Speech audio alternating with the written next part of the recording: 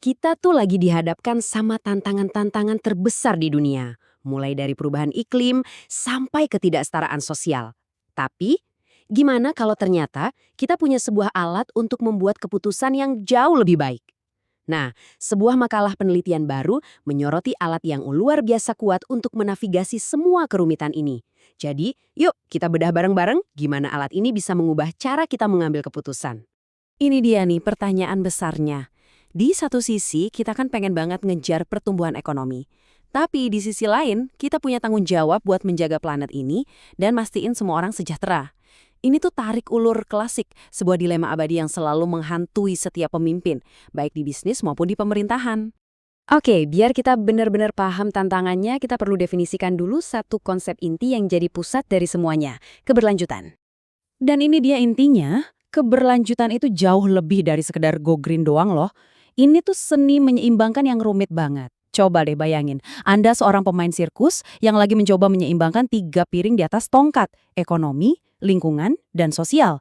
Kalau satu aja jatuh, semuanya bisa berantakan. Nah, itulah tantangannya. Tapi, gimana kalau ternyata ada semacam ilmu di balik pengambilan keputusan yang lebih baik?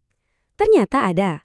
Sebuah disiplin ilmu yang memang dirancang khusus untuk menemukan jalan keluar terbaik dari labirin pembatasan dan tujuan yang saling bertentangan ini. Coba deh bayangin, riset operasi atau kita sebut aja RO ya, itu kayak GPS super canggih buat ngambil keputusan yang rumit. Dia ngambil semua variabel, semua tujuan, dan semua batasan, terus pakai matematika canggih buat metain rute terbaik menuju hasil yang paling optimal. Intinya, ini soal pakai data dan logikan buat bikin pilihan yang lebih cerdas. Dan lihat deh, cakupannya itu luas banget loh. Ini bukan cuma buat satu industri aja. RO bisa mengoptimalkan rantai pasokan buat motong limbah, bantu ngerancang strategi bisnis yang tahan banting, atau bahkan ngebimbing perusahaan jadi lebih hijau. Intinya, RO ngasih kita metode ilmiah buat ngejawab pertanyaan yang kelihatannya simple, tapi susah banget. Gimana sih cara terbaik buat ngelakuin ini? Oke, konsep ini mungkin kedengerannya agak abstrak ya. Biar lebih kebayang, yuk kita lihat contoh nyata yang keren banget tentang gimana riset operasi dipakai buat mecahin masalah yang penting banget di dunia nyata. Kita semua pasti tahulah ya, Great Barrier Reef, sebuah harta karun ekologis dunia. Tantangannya adalah gimana cara melindunginya dari kerusakan, tapi di saat yang sama mengakomodasi industri perikanan dan pariwisata yang jadi sumber kehidupan ekonomi lokal. Ini contoh klasik dari dilema keberlanjutan. Nah, disinilah keajaiban RO mulai bekerja. Seperti yang bisa kita lihat, prosesnya tuh ada 3 langkah. Pertama, mereka memaksimalkan konservasi, ngelindungin area-area yang paling berharga ini. Kedua, mereka meminimalkan dampak ekonomi buat masyarakat lokal. Dan hasilnya, sebuah solusi optimal, rencana zonasi berbasis sains yang secara cerdas ngelindungin terumbu karang tanpa harus mengorbankan mata pencaharian orang-orang yang bergantung padanya. Ini benar-benar kemenangan buat semua pihak. Setelah kita lihat apa yang bisa RO lakukan, sekarang pertanyaannya, bidang sekuat ini mau dibawa kemana lagi sih selanjutnya? Makalah penelitian yang kita ulas hari ini memetain agenda masa depan yang menarik banget.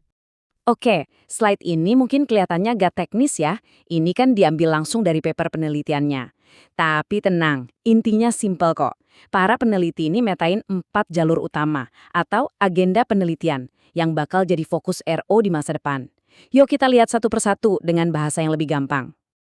Agenda pertama itu soal upgrade besar-besaran. Ibaratnya, kita nyuntikin kekuatan teknologi modern ke dalam mesin RO, biar jadi lebih pintar, lebih cepat, dan lebih kuat.